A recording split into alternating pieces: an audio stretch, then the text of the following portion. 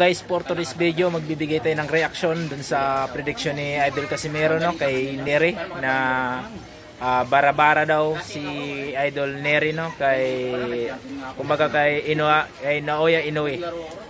Sa palagay ko guys, totoo naman yung sinabi ni Idol Casimero, no. Payag ba kayo guys na si Idol Casimero lang makakatalo kay Inoue, no? Inoue, the monster no ng Japan.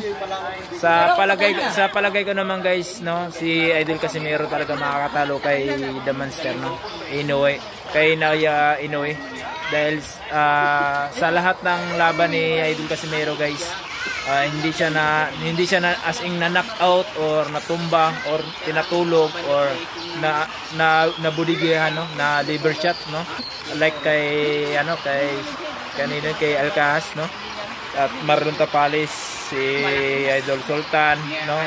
Magkaiba talaga sila guys ng estilo, no, at yung lakas, no.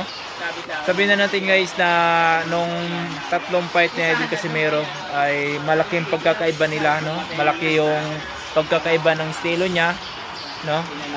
Sa palagay yung